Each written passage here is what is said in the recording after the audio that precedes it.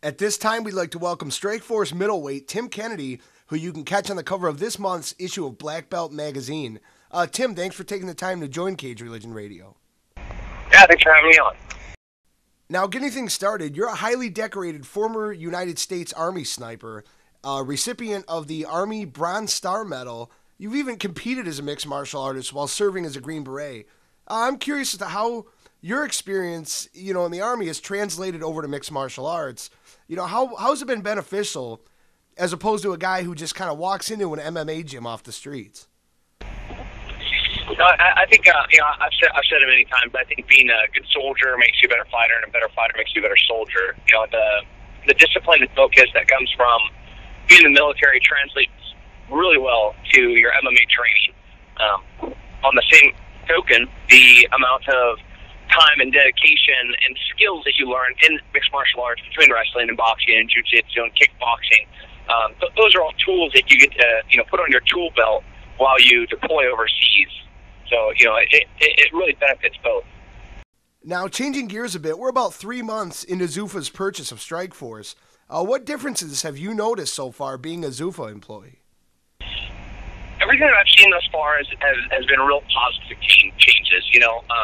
A real sense of inclusion in how Zuffa and the UFC does business, has bled over into Strikeforce. Things that I think that we were weak on, like the organization of our matchmaking, having a solid lead time for your fights, and of course the recent announcement that, all the guys under the Zuffa banner have insurance. They're talking about pension plans. There's a lot of really neat, exciting things that benefit the sport.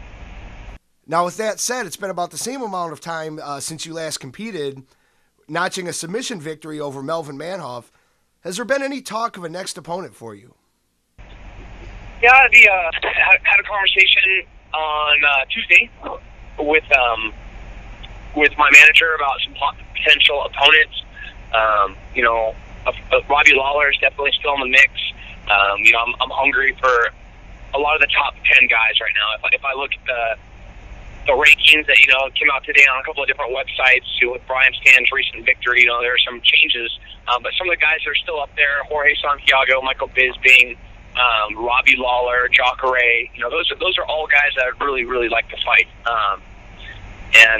So all those names were brought up, and there's a couple other ones that I'm in my training camp. I'm getting ready for a July or August fight, and I'm moving forward as if I have a definite opponent. Now, with the longer periods of time in between the Strikeforce cards, would you personally prefer to stay more active, or does the extended time in between cards not bother you too much?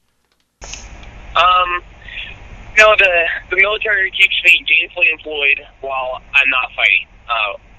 With that said, I would like to fight a lot more. I would like to fight like every other weekend. I'm one of those guys that as soon as I get done fighting, I'm right back in the gym. I fought Melvin on Saturday. I took Sunday off, went to church, and Monday I was back in the gym. So, Memorial Day, a couple of days ago, I got two great workouts in that day. So, I'm ready to go all the time. I would really like to fight much more often than I do now. Now, we had a couple listeners submit questions onto our Twitter feed. I'm going to throw a couple of those your way at this time. Scream13 wanted to know, what was your reaction to Brian Stann saying he wouldn't fight you? And is this a fight that you would take if there was a title involved?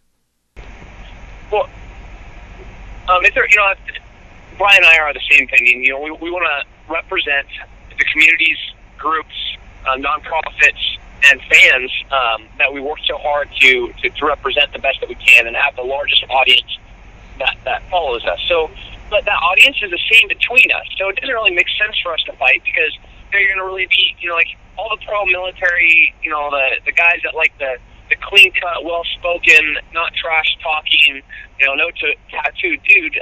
That's Brian. We're like the same dude, So, and the guys that are like want the Marine versus Army fight, that's dumb. That's for football. This is mixed martial arts. We're going to go out there and try to knock each other out. So I love Brian to death. If he had a title or I had a title, I'm sure it'd be a different story.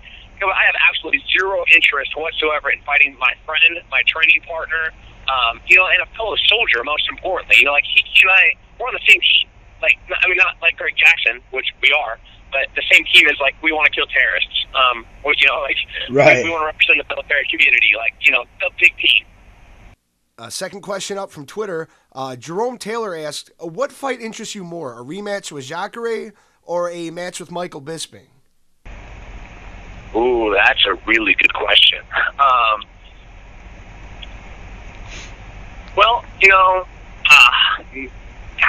I just can't choose between the two. It's like, do I want to fight 100 zombies or Osama bin Laden? It's like, I just couldn't choose between those two. So, I would like to drop a nuke on all the zombies and then, of course, enjoy killing Osama. So, I'm just going to have to say both. I could sit here for a really long time trying to decide about which one of those guys I'd like to fight. All right, Tim, last question, wrapping things up. Onto a serious task at hand. You tweeted a few weeks back, and I'm quoting here, zombies are perhaps the only thing that I've thought about killing more than bin Laden. With bin Laden out of the way, as we know, what is your plan of attack for a potential zombie apocalypse? Well, after I sat there with the biggest grin and smile on my face that, my fantasy has come to fruition, I would walk to my gigantic safe, punch in my little combo, and, it's like, those movies where the God moment where it's like, the door opens. It's kind of like that when my safe opens, and I'm not sure which gun I'd choose first. I'd probably go with the double-barrel shotgun with my long-distance sniper rifle, and want to go ahead and grab a carbine, too, just so I could get some dirty business done up close and personal.